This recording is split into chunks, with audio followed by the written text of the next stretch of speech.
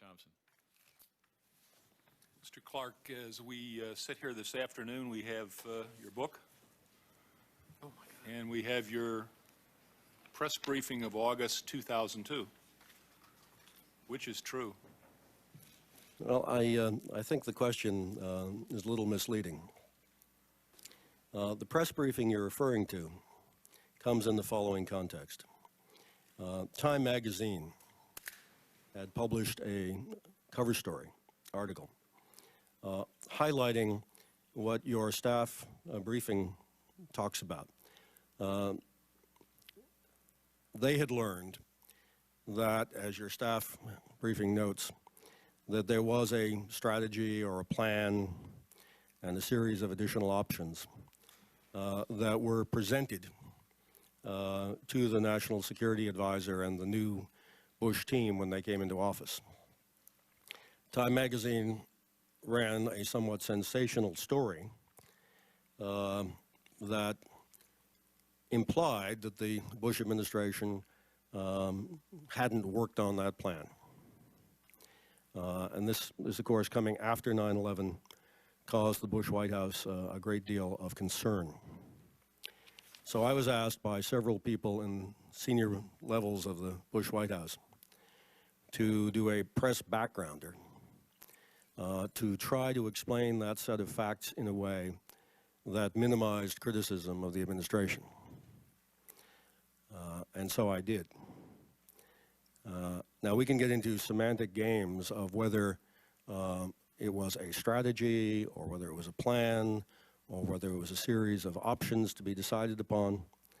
I think the facts are as they were outlined in your staff briefing. Well, let's take a look then at your press briefing, because I don't want to engage in semantic games. You said the Bush administration decided then, mid-January, that's mid-January 2001, to do two things. One, vigorously pursue the existing policy, that would be the Clinton policy, including all of the lethal covert action findings, which we've now made public to some extent. Is that so? Did they decide in January of 2001 to vigorously pursue the existing Clinton policy? They decided that the existing covert action findings would remain in effect. Okay. The second thing the administration decided to do is to initiate a process to look at those issues which had been on the table for a couple of years and get them decided. Now that seems to indicate to me that proposals have been sitting on the table in the Clinton administration for a couple of years, but that the Bush administration was going to get them done. Is that a correct assumption? Well, that was my hope at the time. It turned out not to be the case. Well, then why in August of 2002, over a year later, did you say that it was the case? I was asked to make that case to the press. I was a special assistant to the president, and I made the case I was asked to make. Are you saying to me that you were asked to make an untrue case to the press and the public and that you went ahead and did it? No, sir. What are you saying? Not untrue. Not an untrue case. I was asked to highlight the positive aspects of what the administration had done and to minimize the negative aspects of what the administration had done. And as a special assistant to the president, one is frequently asked to do that kind of thing. I've done it for several presidents. Well, okay. Over the course of the summer, they developed implementation details. Principals met at the end of the summer, approved them in their first meeting, changed the strategy by authorizing the increase in funding fivefold. Did they authorize the increase in funding fivefold? Authorized, but not appropriated. Well, but the Congress appropriates, don't they, Mr. Clarke? Well, within the executive branch, there are two steps as well. Within the executive branch, there's the policy process, which you can compare to authorization, which is to say, we'd like to spend this amount of money for this program. And then there is the second step, the budgetary step, which is to find the offsets, and that had not been done. In fact, it wasn't done until after September 11th. Changing the policy on Pakistan, was the policy on Pakistan changed? Yes, sir, it was. Changing the policy on Uzbekistan, was it changed? Yes, sir. Changing the policy on the Northern Alliance assistance, was that changed? Well, let me back up. I said yes to the last two answers. It was changed only after September 11th. It had gone through an approvals process. It was going through an approvals process with the deputies committee, and they had approved it. The deputies had approved those policy changes. It had then gone to a principals committee for approval, and that occurred on September 4th. And those three things which you've mentioned were approved by the principals. They were not approved by the president, and therefore the final approval hadn't occurred until after September 11th. But they were approved by people in the administration below the level of the president, and Approved. moving towards the president. Is that not correct? Yes, over the course of many, many months, they went through several committee meetings at the sub-cabinet level, and then there was a hiatus, and then they went to, finally on September 4th, a week before the attacks, they went to the principals for their approval. But of course, the final approval by the president didn't take place until after the attacks. Well, is that 8-month period unusual? It is unusual when you are being told every day that there is an urgent threat. Well, but the policy involved changing, for example, the policy on Pakistan, right? So you would have to involve those people in the administration who had charge of the Pakistani policy, would you not?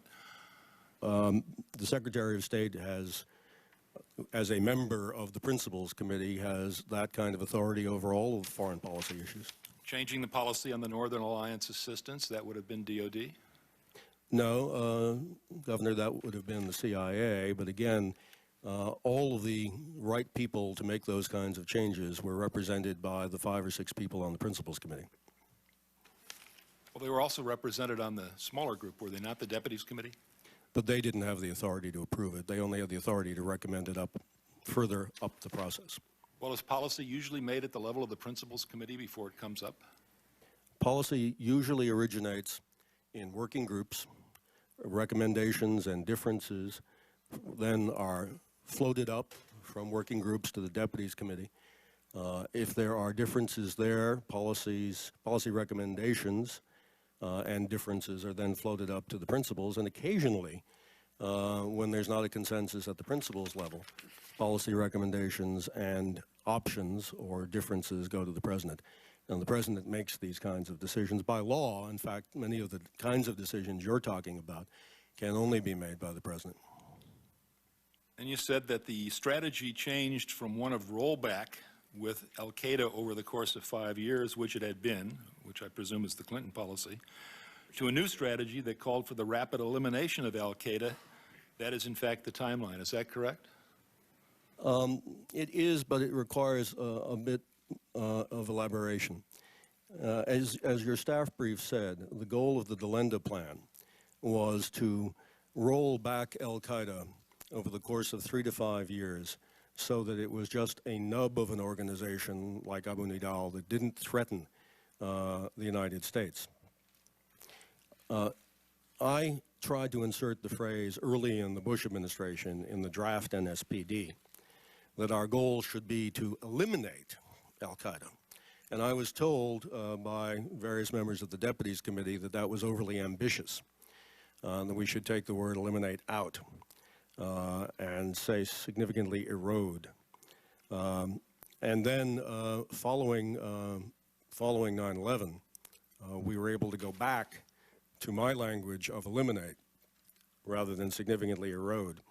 And so the version of the National Security Presidential Decision Directive that President Bush finally got to see after 9/11 had my original language of eliminate, not the interim language of erode. And you were asked, when was that? Governor, one more question. When was that presented to the president? And you answered, the president was briefed throughout this process. Yeah, the president apparently asked on one occasion that I'm aware of for a strategy. And when he asked that, he apparently didn't know that there was a strategy in the works. I therefore was told about this by the National Security Advisor. I came back to her and said, well, there is a strategy. After all, it's basically what I showed you in January. It's stuck in the Deputies Committee. She said she would tell the President that, and she said she would try to break it out of the Deputies Committee. And So you believe that your conference with the press in August of 2002 is consistent with what you've said in your book and what you've said in press interviews the last 5 days about your book?